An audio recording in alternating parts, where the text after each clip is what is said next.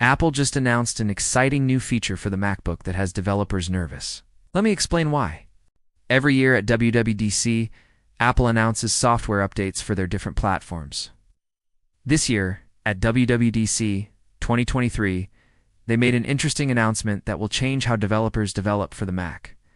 What is this new feature? What's so exciting about it? Most importantly, why are developers both excited and nervous about it? If you don't know me, I make videos about programming and software security. Before we start, let's talk about the most important thing. Okay, so what did Apple announce? Well, they announced that starting in 2024, all new Macs will have a feature called Native Apple Silicon Apps Only. This means that starting in 2024, Apple will no longer allow developers to develop apps using frameworks like Cocoa or Carbon. Instead, all new apps must be developed using frameworks like SwiftUI or UKit. Basically, this means that starting in 2024, you can only develop native Apple Silicon apps. Now you might be asking, what does this mean? So let me explain. Right now, if I want to build an app for iOS, I can use a framework called React Native. React Native allows me to write an app using JavaScript instead of Swift or Objective-C when I run my app. React Native runs a JavaScript engine to execute the code of my app. Same is true for the Mac. I can use frameworks like Electron or jQuery to easily build apps for the Mac without knowing any Swift or Objective-C. These frameworks run JavaScript code, but behind the scenes they use a component called a bridge to communicate with the operating system.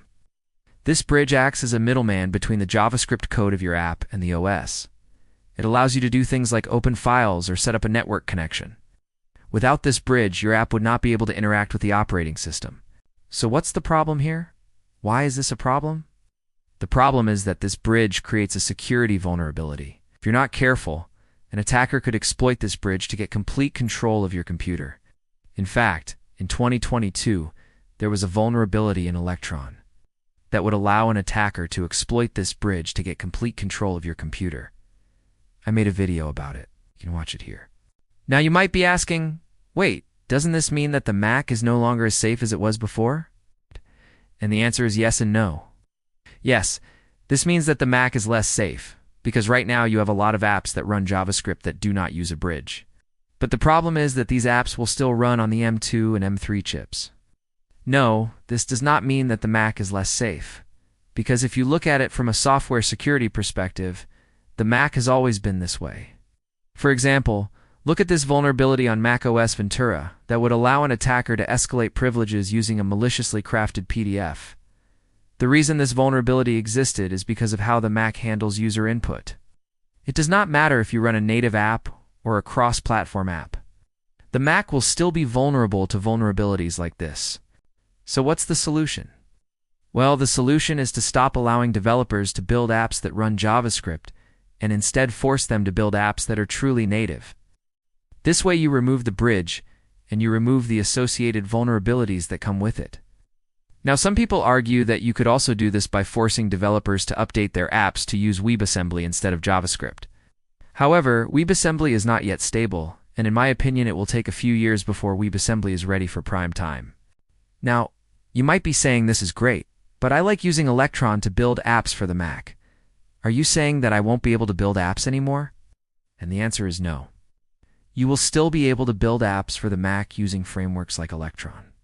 But you'll need to update your app when Apple releases the M4 chip. Now, some people are saying that this is a bad thing because it forces developers to update their apps. I can see where they're coming from. But from a security perspective, I think it's the right thing to do. If you want to build apps for the Mac, you'll need to invest in learning a new framework like SwiftUI or UKit. We already invested in building an app in Electron or JavaScript. Why should you get rewarded for not updating your app? From a security perspective, it makes sense to force developers to update their apps, because this will ensure that all apps on the Mac are secure. I think this is an exciting time to be alive. I think this is going to push developers to learn new frameworks and create more native apps for the Mac. What do you guys think? Let me know in the comments. Before you go, make sure to get your free macOS security cheat sheet by heading over to the website below. Also, if you want to support the channel, you can do so by clicking the join button or by becoming a member. Thanks for watching, and I'll see you in the next one.